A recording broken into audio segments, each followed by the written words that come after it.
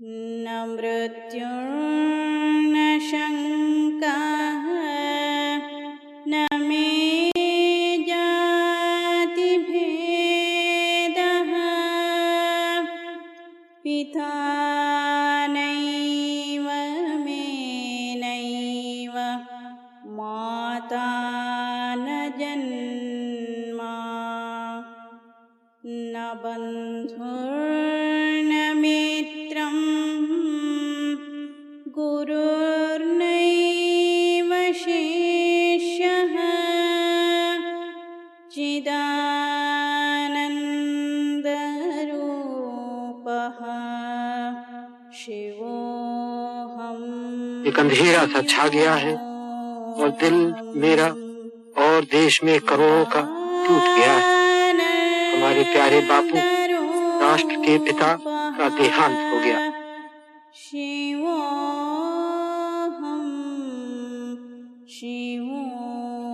मैंने आपसे कहा कि रोशनी गायब हो गई, अंधेरा छाया है, लेकिन गलत मैंने कहा।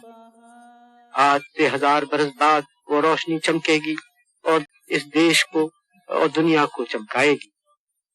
गांधी जी के प्रयासों से हमें आज़ादी मिली, लेकिन लोकतंत्र बनाने में वे हमारे साथ नहीं रहे। लोकतंत्र बनाने के इस लक्ष्य की जिम्मेदारी उनके कुछ साथियों ने अपना ली है।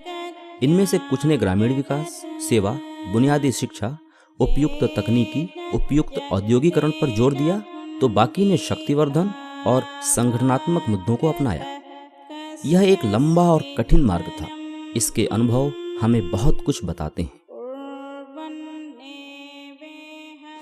सत्ता का भय और संपत्ति का लोभ छोड़कर जो सत्य की बात कही जाए, मॉरल वैल्यूज के सिवाय और किसी चीज से, पावर से, अथॉरिटी से, किसी स्ट्रक्चर से कमिटेड नहीं है, ऐसे लोग समाज में कुछ होने चाहिए जिनकी बात को लोग ये माने कि भाई इसमें इनका अपना सेल्फ इंटरेस्ट भी नहीं है, कोई दूसरे प्रकार का वेस्टेड इंटरेस्ट भी नहीं है, एक वॉइस ऑफ ट्रूथ। तो समाज में एक इस तरह की वॉइस तो होनी चाहिए।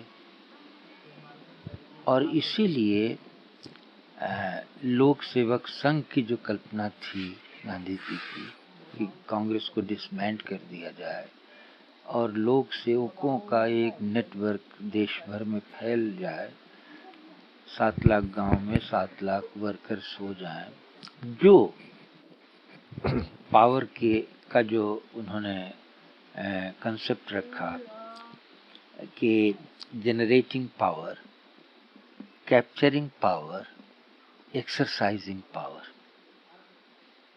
वर्कर का काम है पावर जनरेट करना। पॉलिटिक्स में जो लोग जाना चाहते हैं वो उनका काम है पावर कैप्चर करना। ये उन्होंने बात कही कि let the Congress be an election fighting machine. उनको पॉलिटिक्स में जाना है तो वो पावर कैप्चर करें। और एक्सरसाइजिंग पावर ये पीपल का काम है, let them exercise power.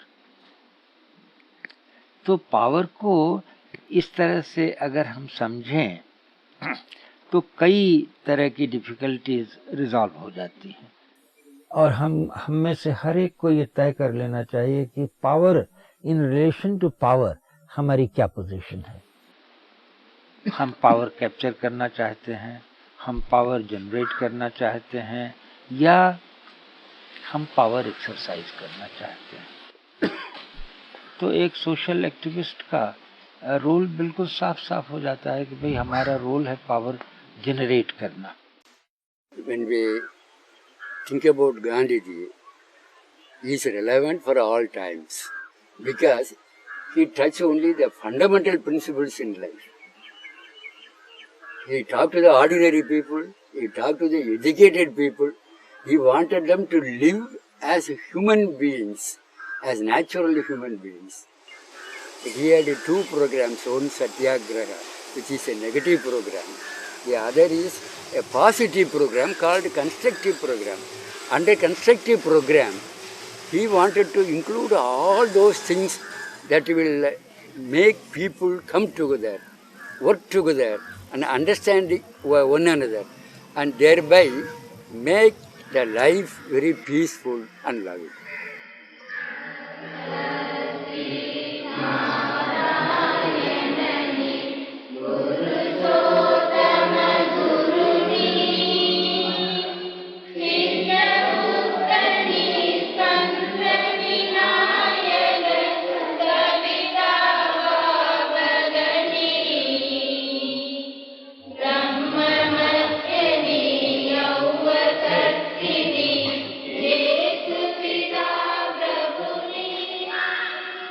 The place was chosen and Gandhiji sent a message, success attends where truth reigns. With that message and a blessing, Gandhigram was started on 7th of October 1947. Gandhiji's ideology was always integrated rural development. So there was no special place for, you don't do health alone, you don't do education alone. So based on his advice, they started working. And again, Gandhiji's advice was to train women who would work as doctors where there is no doctor. Gandhiji's advice and the Gandhigram's ideology was whoever works in the village should stay put there. Maybe they would take care of few villages around. They would be doing lot of good work, like health is one, integrated communal harmony, and then these people stayed there only. They faced the problems, they found solutions themselves, and this is how the community got closer to the work. So decision making was by the villagers and service was from this place. Whatever the community felt, we were serving. Creating awareness was Gandhigram's responsibility, and then deciding and choosing was by the community, and serving them according to their need was again Gandhigram's responsibility. There should not be any duplication. Whatever the government does, let it do. We'll do something which is necessary for the community, but which is not being done by the government. So we have concentrated in the hospital so that it will be a referral center for a number of villages. It is mostly the hospital has become available for people from word of mouth. Somebody goes there and say, "Anga nalla paapanga," they take care, so people come. I think that's the best way to get a hospital running, is not by advertisement or anything. Saying anga pona, they do some good job. If I go to a physician, say myself with a headache, I have a headache, but my headache is worse because of problems at home. My headache is worse because tomorrow I have to do this and I am not able to do it. I think just somebody patiently listening to it and having a soft word for it will go a long way in addition to the ephemol that you are giving me. And that is not possible in a private setting or in a government hospital where I have to see 3,000 patients in 3 hours or whatever. Though it's a village, and I don't believe there is any difference between a patient in a village and in a city. If this patient needs an ultrasound, they need an ultrasound, full stop.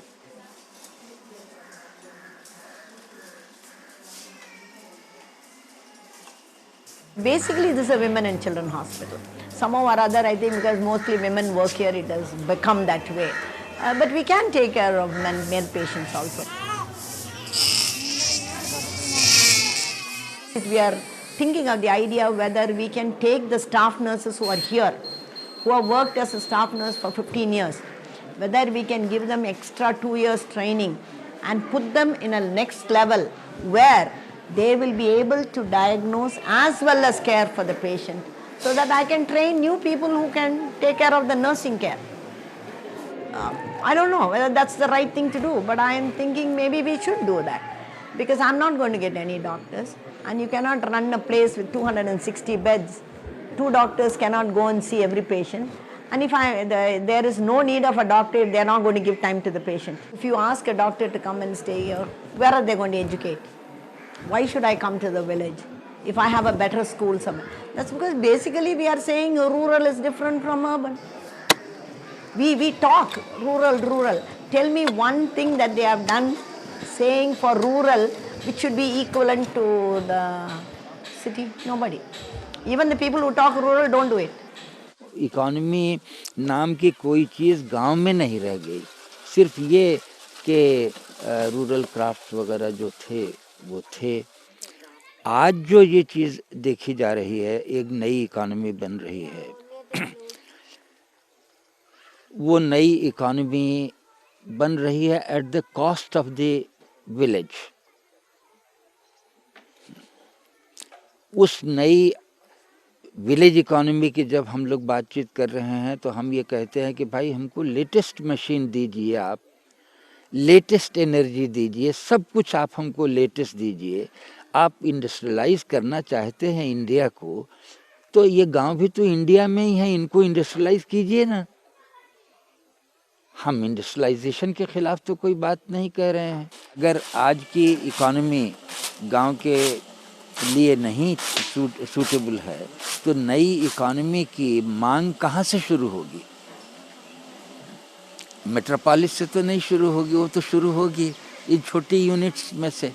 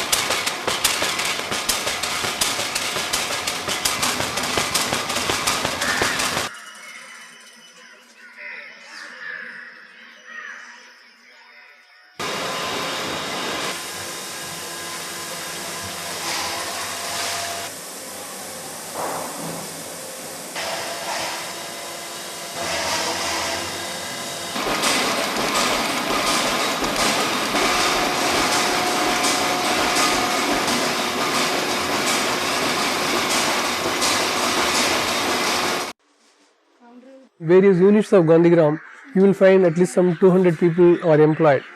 I do not consider even one person has been appointed based on merits or anything. Often it is based on because the need, because he was recommended by somebody, he was really poor and he needed employment, he needed some protection. That is, people in indigent circumstances they come. And you go to our various units like the masala powder making units or the malt making or the Ayurvedic unit, you will find number of women. Each one will be telling a story. She may be a deserted wife, she may have been a young widow, or she may have come from poor families discarded by parents or having some trouble and all that. So that way we provide a kind of rehabilitation.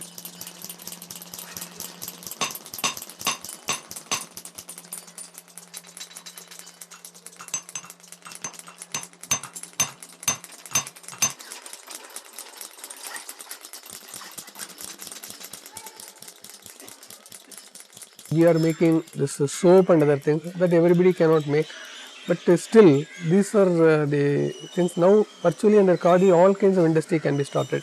Even we make plastic containers. That way number of industries can be started and using low energy or renewable energy sources. For that, linkage has to be established with the IITs or other colleges where they are doing research on the solar energy, so that they bring their research into the villages. That way we can stop migration of the villages to the town. Of course, that is something very, very essential.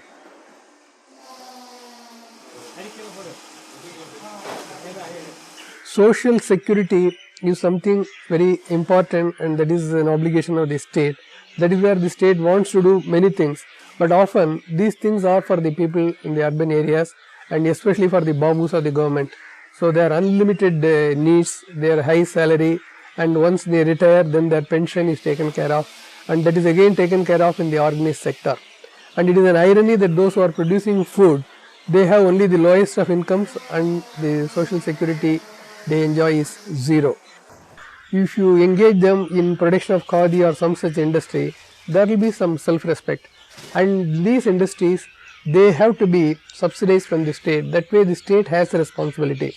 Without a political will and without an active support from the state, the village industries cannot survive. The way the multinationals are competing and they are out to destroy the village industry. For instance, you take soap as a case in point. Many village industries in Gandhigram, not only Gandhigram, all over the country in khadi institutions, they are making fairly good quality soap. And soap should have minimum fat matter of something like 75% or 76%, which most of the khadi institutions follow. And even with that thing, the soap will cost some 6 to 7 rupees. But in the organized industry, with that much of fat matter, the cost will be not less than 15 rupees. So they make very substandard soaps with 50% of total fat matter or even less. Just by sheer advertisement, they are fooling the people, they are buying.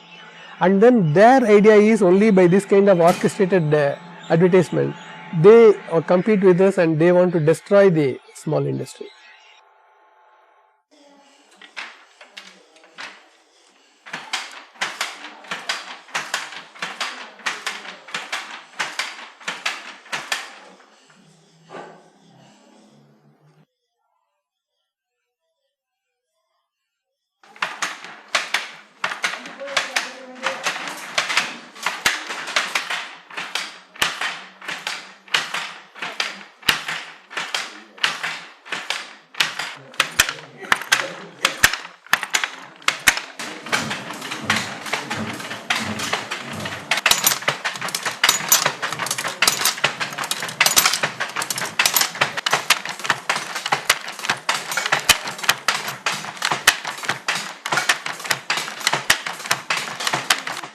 Unit cost of khadi is much higher. As I told you, till the ring frame stage, till the simplest stage, it is like the textile mill. Only at the ring frame, where in the textile mill, for a fellow man, on an average handles 400 spindles. Here a person handles only 6 spindles. So that is 30 times more employment. We cannot compete with the mill. Similarly, loom, where one loom, one man can do, we are engaging at least some 40 people. So naturally the khadi cost will be up for comparatively higher cost. So without that state rebate or subsidy, we cannot sell the cloth. Village level, what other alternative is there to eliminate poverty and to prevent this kind of exodus of the villages to the towns? That is only by organizing village industries in khadi. Till we have a better answer, the government has to concentrate on that. That is where the politics come first. It is the politician. By politicians, I mean the government in power, the state. That has to have a will. And then all the intelligentsia in the country, press, everybody has to give proper support for that. Then only the village industries can flourish. The government has to make up its mind, but the government itself is now playing for only the multinationals. The ministers are very proud that so much money is coming from the foreign countries for investment and all that. They seem to be worried only about that, not about the village industry. Nobody is talking about it. Basically, it is a question of nations with higher technology dominating over nations with a lower technology. So technology is something tremendously important. But as long as we follow this kind of thing, but that is where Gandhiji becomes relevant. We have to discard virtually, we have to develop a new culture. Gandhiji has to be reborn, and Gandhiji's ideas, it has to come from all levels, from your school teachers onwards and from your primary school level. Some new values have to be created. And I think, well, that is a daunting task.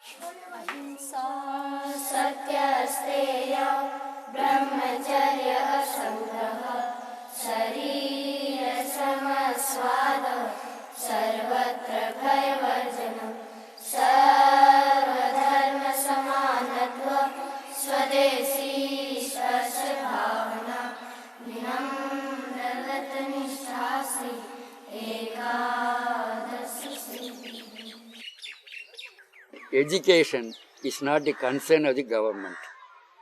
It is a concern of the community. If you want to convert a man to your choice, then the main idea must be to make him think. If he begins to think, he will react. Then that reaction will give us the thing we wanted. So in that way, our aim has been propagation of Gandhian ideas roundabout. And we started basic education as a great tool, because he said basic education is the spearhead of a silent social revolution. Only for that purpose he gave us Nayi Talim. But we are not but the people in the government do not think along these lines. Therefore they have given up basic education. That is useless, they say. But these people are useless people, because they have not understood the background behind it.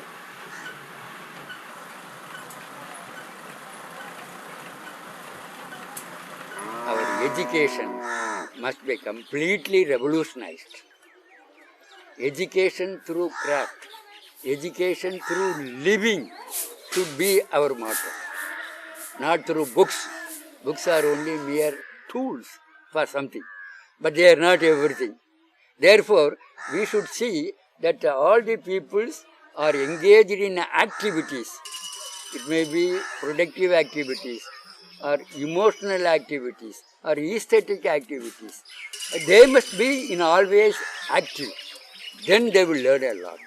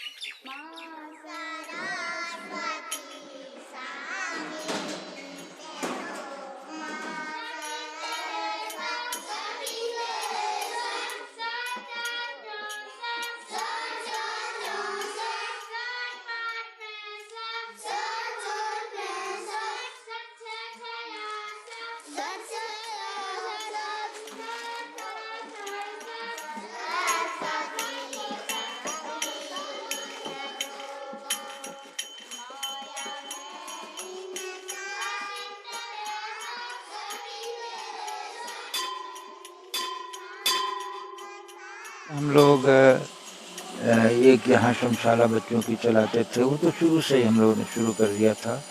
उसमें productive labour के साथ education को कॉरिलेट करके हम लोग यहाँ काम करते थे, तो अच्छी श्रमशाला चलती थी।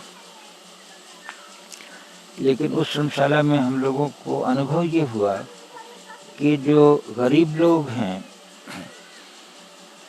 उनके मन में ज़रा भी आकर्षण नहीं है प्रोडक्टिव लेबर के लिए, क्योंकि वो उनका मन इस तरह बना हुआ है कि यही सब काम करके तो हम गरीब हुए हैं और अब हमको शिक्षा भी दी जा रही है, तो फिर हमको हमारे बच्चों से यही सब काम कराया जा रहा है, तो हम भी गरीबी में रहे और हमारे बच्चे भी इसी तरह रह जाएंगे। उनके मन में ज़रा भी आकर्षण नहीं था इस चीज़ के लिए।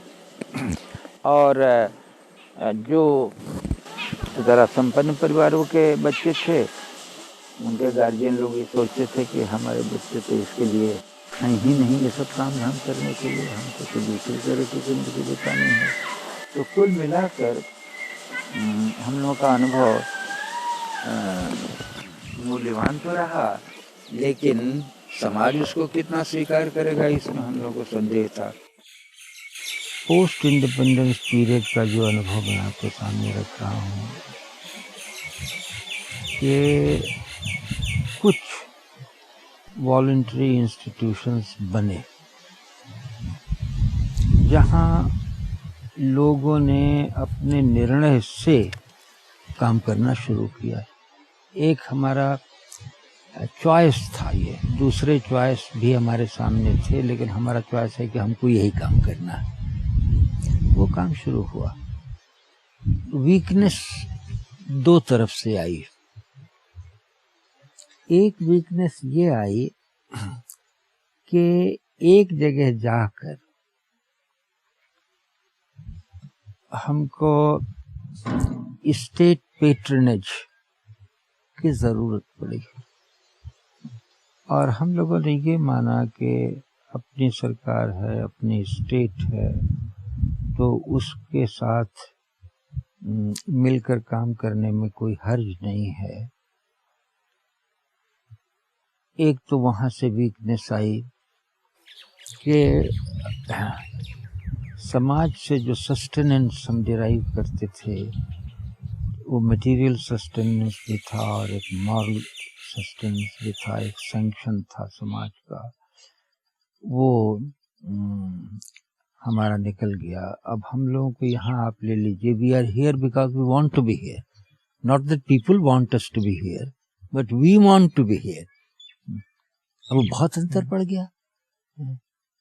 आज अगर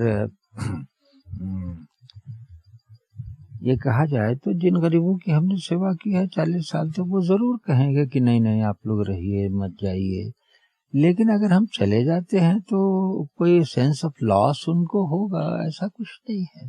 ठीक है भाई, अपनी मर्जी से रहे, अपनी मर्जी से चले गए। तो दूसरा जो एक अंदर प्रॉब्लम है, वो ये प्रॉब्लम है कि जो लोग हम लोगों के इंस्टीट्यूशंस में हम लोगों के साथ भी आए, हम लोगों की लाइफ की जो यूनिट है वो फैमिली है। हमारा एक डिसीजन था, हम यहाँ आ गए। हमारी वाइफ का या हमारे बच्चों का तो ये डिसीजन नहीं था, वो इसलिए आए कि हम यहाँ आए। अब उनकी एज बढ़ी, उन्होंने खुद सोचना शुरू किया, तो उनको लगता है कि कहाँ आ गए। अब ये जो स्प्लिट है, वो स्प्लिट, इस स्प्लिट को दूर करने की कोशिश गांधी जी ने साबरमती और सेवाग्राम में की, लेकिन नहीं सफल हुए। पहले का तो ये था कि भाई गृह त्याग, बंगाल में तो आम बात थी कि देशेर काज में जो गया उसको घर द्वार से कोई मतलब नहीं है, भाई वो गया तो गया। तो ये जो है अंदर की चीज, वो इंस्टीट्यूशंस को ज्यादा दिन तक चलने नहीं देती, और ये बहुत बड़ा फैक्टर है, बहुत बड़ा फैक्टर है।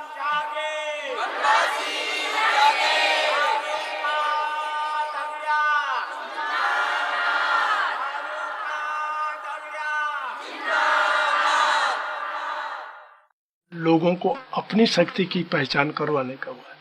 हम इसीलिए यदि कोई स्वयंसेवी संस्था का व्यक्ति आता है तो हम कहते हैं भाई आप पुल बनाने का काम कर सकते हैं, जो हमारे साधन है सर, और लोगों की जो आवश्यकता है, न कि हम एक मैनेजर के रूप में लोगों के सामने जाए। मैनेजर तो स्वयं सरकार में भी पहले से है। ठीक है, वो सरकारी तंत्र में कई प्रकार की गड़बड़ियाँ होंगी, लेकिन वो उन गड़बड़ियों से एनजीओ भी बच सकें। ये ज़्यादा जो ये नई परिस्थिति आने वाली है, लोग ज़्यादा दिन माफ करने वाले नहीं है। समझ लीजिए, यदि लोगों के नाम से किसी के पास पैसा जाएगा तो उसका ऑडिट जरूर होगा। चाहे वो चिपको आंदोलन की बात हो, चाहे बैजनाथ मंदिर आंदोलन, कई आंदोलनों की तो जानकारी भी। अब मुद्दे जो है स्थानीय परिस्थिति के आधार पर बुरे न्याय के प्रतिकार के लिए, और उसका जो तरीका है, क्योंकि जो पिछले 15-20 वर्षों की जो वो थी, मालूम 1960 से 1970 तक वाली जो बात थी या 55-56 से, तो उसमें हम हमेशा तरीके के बारे में यही सोचते थे कि जिसमें बच्चे, बूढ़े, स्त्री, पुरुष सब सम्मिलित हो सके। और ये भी हमारे सामने बहुत स्पष्ट बात थी कि जो हिंसा वाला रास्ता है, हिंसा वाला कार्यक्रम, उसमें एक तो स्थायित्व नहीं होता है, दूसरा बचाव में ही पूरा वो चले जाता है, और उसमें आम जनता उस प्रकार से जुड़ नहीं पाते। तो ये बात तो बहुत साफ हमारे सामने थी। कई बार ये होता है कि जो अपने को ही प्रभावित करता है, स्पर्श करता है। तो जैसे चिपको आंदोलन के साथ साथ बैजनाथ मंदिर का आंदोलन चला, ये भी 74 की बात। जैसे ही बैजनाथ मंदिर के पट खुले, हम बद्रीनाथ पहुंचे तो वहाँ लिखा था कि देवा नाम प्रिया शोका की भांति बिरला परिवार बैजनाथ मंदिर का जीवन उद्धार कर रहा है, और वो बहुत बड़ा साइन बोर्ड लिखा है। मैं घूमा पूरे मंदिर, तो वहाँ तहलका तो मच गया था, क्योंकि चिपको आंदोलन उसी दौर में चल रहा था। ये भी 74 की बात। तो मंदिर कमेटी के जो अध्यक्ष थे वो एक शिक्षा मंत्री भी रह चुके थे। मुख्य रूप से जो स्थानीय लोग थे और स्थानीय राजनीतिक पक्षों के लोग, वो भी सब हमारी तरफ हो गए थे कि ये वास्तुकला नष्ट नहीं होनी चाहिए, स्थापत्य कला। हमने कोई धार्मिक मुद्दा नहीं लिया था, हमने उसमें वास्तुकला, स्थापत्य कला की हिमाद्री शैली, ये। और मंदिर कमेटी और उनके जो लोग हैं वो इस पक्ष में थे, कोई हिमाद्री शैली नहीं है, कोई ये नहीं है, इस प्रकार से। तो वो आंदोलन भी इतना तेज हुआ कि आखिर उत्तर प्रदेश सरकार को कमेटी बनानी पड़ी, और उस कमेटी ने वही बातें उन्होंने कही कि जैसे हिमालय में वो लाल पत्थर आएगा तो उस पर किस प्रकार का प्रभाव पड़ेगा, यहाँ की एवलांच का, बर्फानी हवा का। और इसके अलावा जो ऊंचाई है, क्योंकि मंदिर की ऊंचाई 30-35 फीट है, और बिरला जी 78 फीट ऊंचा बनाना चाहते थे, तो उसमें पूरा, और उसके नीचे से मोरन डिपॉजिट इत्यादि है, और ये इतना भार वहन क्षमता इत्यादि पूरा हर पक्ष में। लेकिन क्योंकि हमारे साथ स्थानीय लोग थे, पंडित तो देवप्रयाग के होते ना, और बिरला जी ने जैसे 150-150 रुपया, 1,000 रुपये की दक्षिणा इत्यादि इस आंदोलन से पहले पूरा प्रयास किया, पर वो सफल नहीं हुआ। कि हमारे यहाँ तो माने वैसे सरकारी आधार पर पेड़ों की कटाई बंद है, नियम GR के आधार से, जो जियो है भारत सरकार का, भी उत्तर प्रदेश हरे पेड़ों की कटाई बंद है। अब लोग कहते हैं कि साहब चिपको क्या चल रहा है, तो बाहर का जैसे मीडिया इत्यादि आता है तो उनको तो वो एक फैशन जैसा लगता है कि अब चिपको है ही नहीं, कहीं दिख ही नहीं रहा। लेकिन चिपको का मतलब केवल पेड़ बचाना ही नहीं है, बल्कि पूरे जो केंद्र बिंदु कारक है, परिणाम भोगता है आदमी, तो सबके अस्तित्व को वो करना है। माने पेड़ बचा दिया, जो आदमी को नहीं बचा सकता वो जंगली जानवर पेड़ को क्या बचा सके, वो तो थोता नाटक है। हम आज भी कहते हैं सीधी कार्रवाई क्या हो, तो जब पेड़ आया और कुल्हाड़ी आई तो वो सबसे अच्छा वो था कि उस पर मार दे। लेकिन मेरे देखने से शुरुआती दौर में क्या लास्ट तक को शब्द में ही इतनी ताकत थी कि किसी को चिपकने की आवश्यकता ही नहीं, भले ये पेपर वाले कहें कुछ कहें।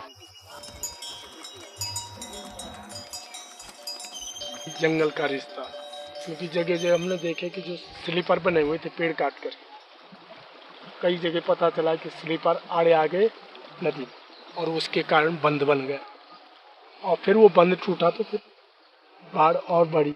कई जगह लैंडस्लाइड देखा और मन में कहीं ना कहीं अचेतन मन में ये था कि इस इलाके में दोबारा पेड़ नहीं कटने चाहिए, कटेंगे तो उसका दुष्प्रभाव लखनऊ पर और भी। तो ये 1970 की बाढ़ के बाद मजबूत हुआ। एक तो ये घटना थी बाढ़। दूसरी घटना ये हुई कि जो लोगों के परंपरागत हक इत्यादि थे, परंपरागत संबंध, इस संबंध में गांव वालों के थे, जैसे जंगल से हल नासी इकट्ठा करना और बैल के कंधे का जुआ या कृषि यंत्र इत्यादि, कि हम सदियों से जो काम कर रहे हैं, माने बैल के कंधे का जुआ हम ऐस लकड़ी का बनाते हैं, वो हल्की होती है, कोमल होती है, और वन विभाग कहे कि साहब इसको आप चीड़ की लकड़ी से बनाए। इन्होंने क्या किया कि वहाँ जो धरती के लिए जो पेड़ उपयोगी थे और जो किसानों के लिए, ग्रामीणों के लिए उपयोगी, उनका व्यापारिक शोषण शुरू किया और उसके कारण जो लोगों के परंपरागत हक थे उससे लोगों को दूर धकेलने का प्रयास किया। ये कहाँ का न्याय है?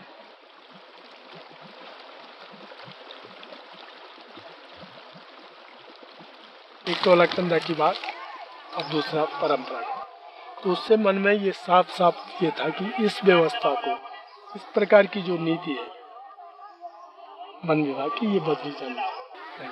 लेकिन दूसरा पक्ष जो आप देख रहे हैं ना, पेड़ लगाने वाला इत्यादि, और फिर अपने पानी के बारे में, स्वास्थ्य के बारे में, आज मतलब ये है कि लोग भूकंप के बारे में, आग लगने के बारे में और लैंडस्लाइड के बारे में न केवल बोल रहे हैं, समझ रहे हैं, बल्कि ढूंढ भी रहे हैं कि इस व्यवस्था को बिगाड़ने वाला कौन से तत्व है। पर हम इसलिए कहते हैं कि रचनात्मक संस्थाओं में, स्वयंसेवी संस्थाओं में और एनजीओ में अंतर होना चाहिए। लेकिन आजकल वो वीओ कहते हैं या एनजीओ, ये अंग्रेजी और पश्चिम का वो शब्द आ गया है। और कई बार कि हम सोशल वर्कर हैं और उनका निर्वाह व्यय देखो तो वो 10,000, 20,000, 40,000, 50,000 तक पहुंच जाता है। तो आपको तो 30 साल लगते हैं प्रोफेसर बनने में या आयुक्त बनने में या चीफ इंजीनियर बनने में। लेकिन यहाँ मैंने आज यदि कोई एनजीओ बना दिया तो मैं स्वयं उसका डायरेक्टर बन गया, अपने आप उसका वेतन निर्धारित कर दिया। औरों का तो माना एक ज़माना था कि 5,000 से स्केल और बढ़ते बढ़ते तब जाकर के वो आजकल जैसे 25,000 या 30,000 पर कैबिनेट सेक्रेटरी है, इतना समय लगता है।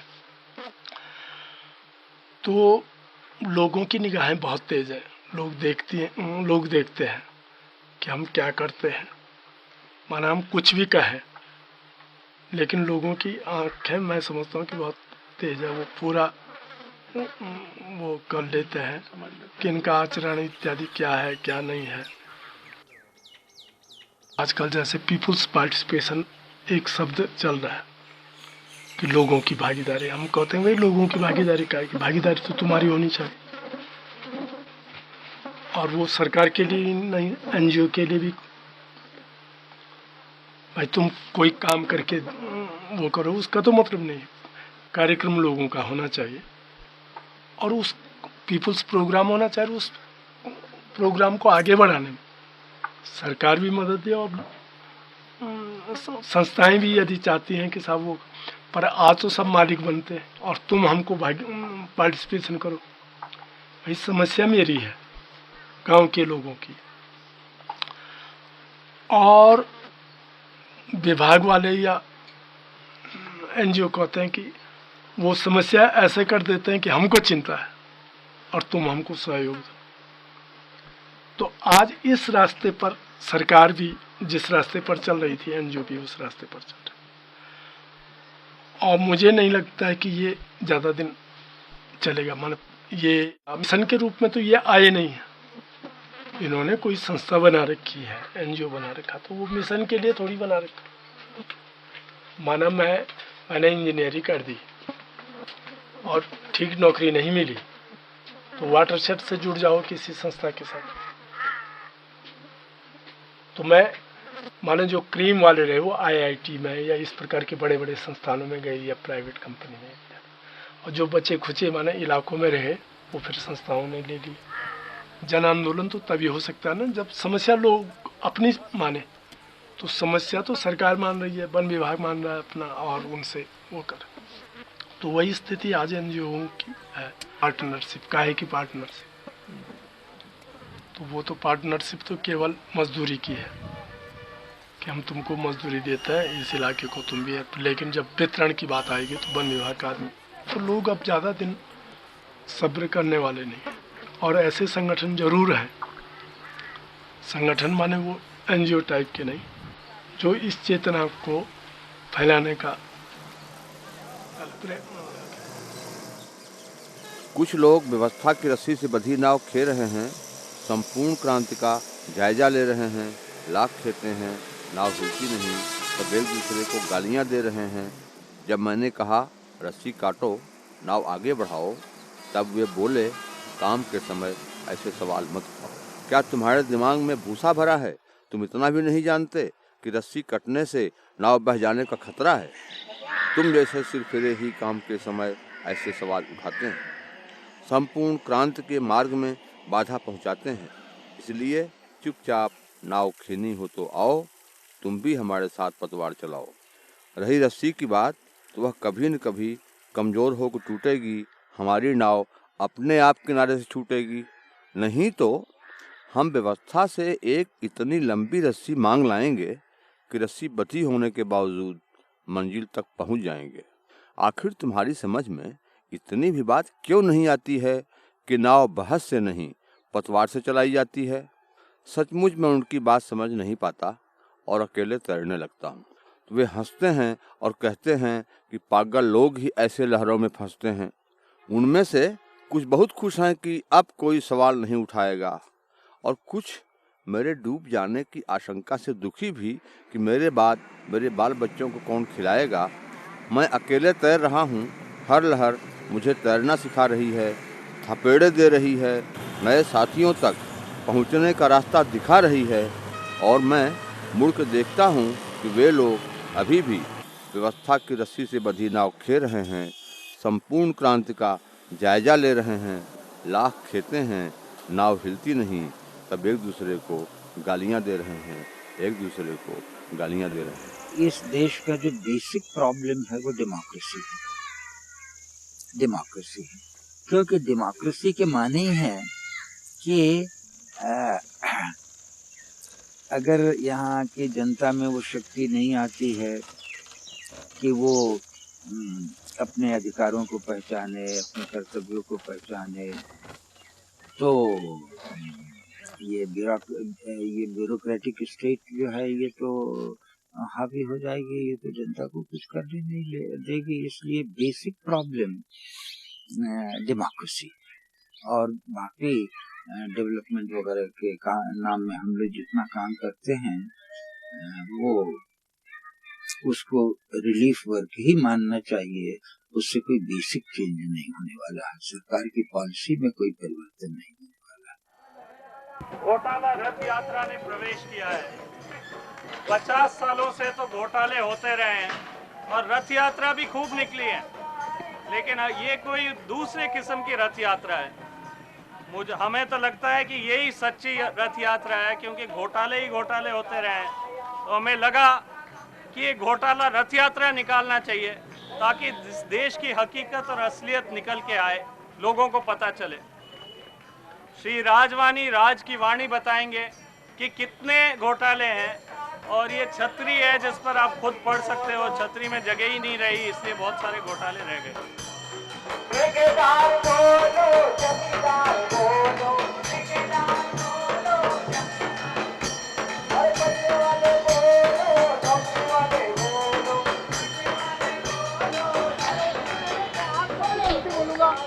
जो पट्टी बांधूंगा आंख पे, जो खजाने के पास चला जाएगा वो जानकार, हाँ ये ठीक है, जानकार भाग लेने वाला आ जाए, हम लेंगे।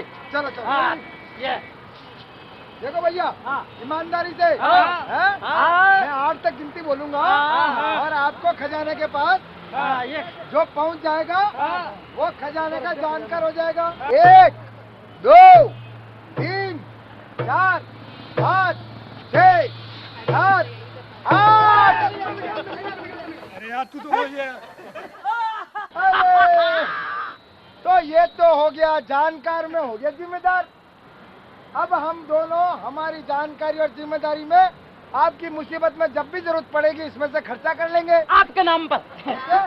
ठीक है भैया, चलो। एक बात बता, चोर आ जाएगा तू पकड़ लेगा क्या? तू पकड़ लेगा क्या? अरे मैं कैसे पकड़ूंगा बस यार? बात बराबर है, तू जानता है मैं जानता। एक चौकीदार लगाते हैं। हाँ, चौकीदार लगा दो और उसके बाद आईटीओ में से पकड़ो किसी को। हाँ, ये ठीक है। एक हट्टा कट्टा पकड़ना। अरे इतना हट्टा कट्टा भी नहीं, क्या हमारे को ले बैठे। अरे शरीर का मोटा दिमाग का छोटा आईटीओ में ऐसे ही मिलेंगे। मैं इधर से देखता हूँ और तुम उधर से। अरे बहुत कमजोर यार। अरे बुढ़ा है मरने वाला अगले दिन। ये बहुत कमजोर है, साथ दिखाते। अरे मिल गया। अरे यार कहाँ ले जा रहे यार? खजाना यार। अरे कहाँ ले जा रहे यार? डंडा दो। अरे खजाने को कहाँ ले जाना? अरे सुन, मैं तो हूँ जिम्मेदार, ये है जानकार और तू है चौकीदार। चौकीदार? ठीक है ठीक है ठीक है। और हमारे अलावा कोई नहीं आना चाहिए। किसी को नहीं आने हाँ ये कोई नहीं भटक सकता, समझ गया? जिम्मेदार जानकार चौकीदार। जिम्मेदार जानकार चौकीदार खबरदार। जिम्मेदार जानकार चौकीदार खबरदार। भाग गए सब दावेदार पहन के फूलों वाले हार। भाग गए सब दावेदार पहन के फूलों वाले हार। जो बनाते हैं सरकार कोई न पाए उनका पार। जो बनाते हैं सरकार कोई न पाए उनका पार। खजाने को खाली कर दे, यही है जीवन का सार। जीतेंगे हम बार बार, जनता हारे हर बार। जीतेंगे हम बार बार, जनता हारे हर बार। पहन के मोटे मोटे हाथ जनता पर करेंगे वार। पहन के मोटे मोटे हाथ जनता पर करेंगे वार। देश के हम जिम्मेदार जानकार चौकीदार। देश के हम जिम्मेदार जानकार चौकीदार। चौकीदार हमारा पैसा हमारा हिस्सा। हमारा पैसा हमारा हिस्सा। दोस्तों ये पैसा हमारा है, सरकार हमारे नाम से लाती है। एक सरकार चली जाएगी, दूसरी सरकार आ जाएगी, मगर हमारे ऊपर जो भी कर्जा रहता है वो कर्जा तो रहेगा। आज तो प्रजा तंत्र कहते हैं, लोकतंत्र कहते हैं। इसका मतलब क्या है? हम लोग इस 50 साल में प्रश्न नहीं किए, सवाल नहीं उठाए, तो जो हमारे नाम से राज किए सारा पैसा खा गए। हम लोग ये कहना चाहते हैं आपके सामने कि आज इस देश को कहीं लाइन पे लाना है, इसमें कुछ नैतिकता लाना है, कुछ सुधार लाना है, कुछ सफाई से इस देश को चलाना है, तो हर नागरिक को बोलना होगा। ये आह्वान राजस्थान में जगह जगह हम कर चुके हैं। हर किस्म के लोग जुड़े हैं, मजदूर हैं, किसान हैं। ये पैसे हमारे आपके नहीं, किसी के आपके। पंचायत हमारे आपके नहीं, किसी के आपके। विकास हमारे आपका नहीं, किसी के आपका। हमारा पैसा तुम्हारे आपके नहीं, किसी के आपके। तुम्हारे आपका नहीं, किसी के आपका।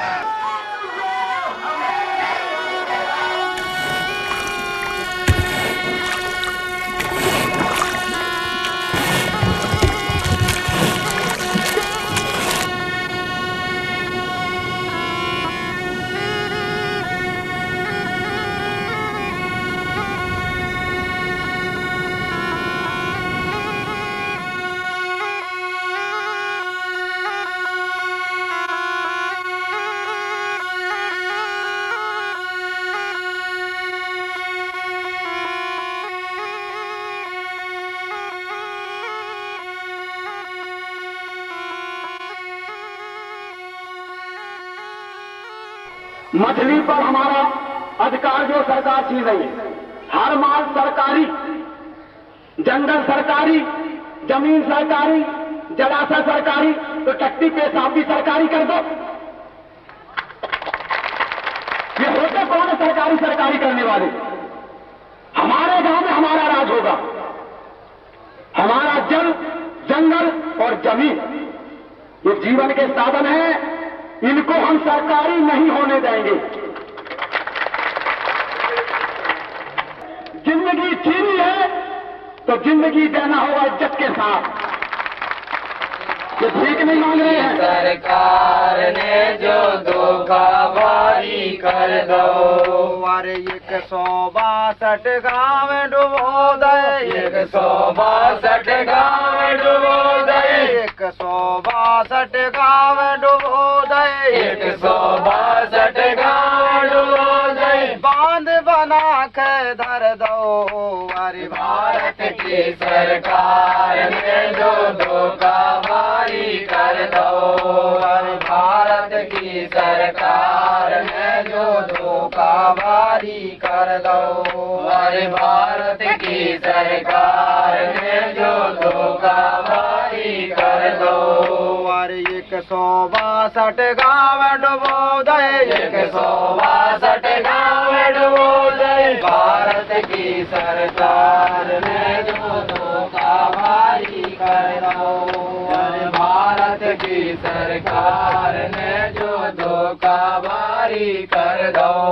अरे पहले तो दे खूब आश्वासन, पहले तो दे खूब आश्वासन, पहले तो दे खूब आश्वासन, पहले तो दे खूब आश्वासन। बाद में ठेंगा बता दो।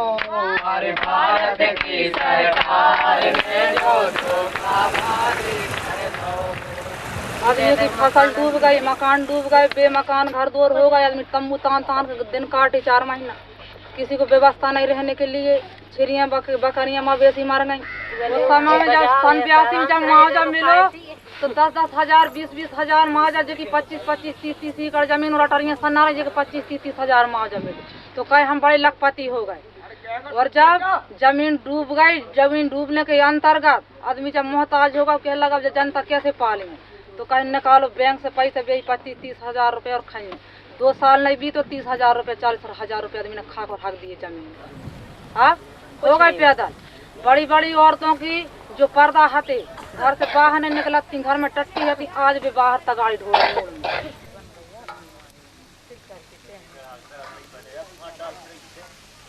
पानी जैसे भरने लगा साहब, हमको ज़बरदस्त भागना पड़ा। पर वहाँ हम लोग बिल्कुल अली करके हम लोग माने पानी पर खड़े रहे। जब डूबने लगे हमारे बाल के ऊपर, हमारा मकान डूबने लगा तो वहाँ से हमको भागना पड़ा। समझ लो पानी ने हमको ज़बरदस्त भगाया। क्या होता साहब, सब सरकारी शासन है।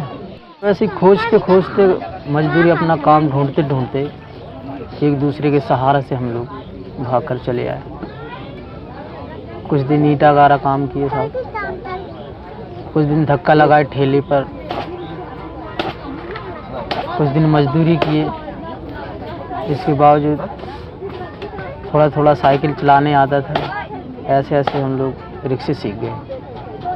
तो अपना रोजी रोटी इसमें गरीबी गुजारा बस्त करते हैं।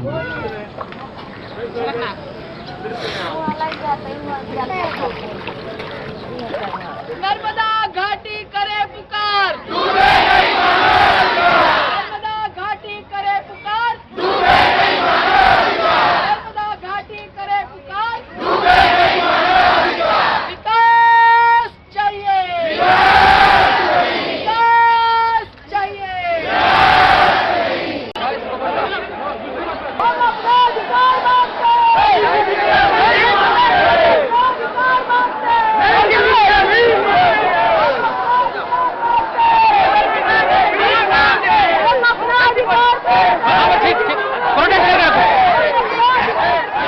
Just place for a just man in an unjust society,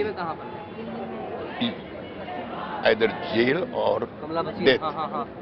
I am aspiring to court either, and I have come here in People's Court. आज ही वाले तुमन के धत्यूं छो, जागो जागो हो म्यारा लाल। अनिकरण दियो हमारी लीलामी, निकरण दियो हमारो हलाल। आज हिमालय जगा रहा है तुम्हें कि जागो जागो मेरे लाल, कि मत करने दो अब नीलाम मुझे, मत होने दो मेरा हलाल। तो ढूंग बेचो माट बेचो बेची खे बजानी। अरे ढूंग बेचो माट बेचो बेची खे बजानी। और लीस खोपी खोपी मेरी उधेड़ी दिखाल। और न्योली चाचरी ज्वाला छपेली बेचा म्यारा। अरे बेची दिया रड़ो पानी ठंडी बयाल। न्योली चाचरी ज्वाला पत्थर बेचा मिट्टी बेची बेचे जंगल हरे बांझ के। और लीसा गड़ान के घावों से दी गई खाल मेरी उतार। संगीत गीत सब बेच दिए, संगीत गीत सब बेच दिए। मेरे इन सुमधुर कंठों का सुर बेच दिया, सब बेच दिया। ठंडा पानी ठंडी बया। और बात यो आज की नेती पुरानी छो। अरे छाणी लियो इतिहास ले ये बताल। कि बात यो आज की नेती पुरानी छो। छाणी लियो इतिहास ले ये बताल। हमले जनन के कानी में बैठे यो वी हमरे फिरी बनी जानी काल। हमले जनन के चलन आज का नहीं पुराना है यह उनका। छानेंगे इतिहास आप तो यही मिलेगा। जिसको भी अपने कांधे बैठाया हमने, जिसको भी अपने कांधे बैठाया हमने, वही बन गए काल हमारे। यही सही इतिहास कहेगा। आज हिवाल तुमन के धचू छो। अरे जागो जागो हो म्यारा लाल। जागो जागो हो म्यारा लाल। जागो जागो हो म्यारा लाल।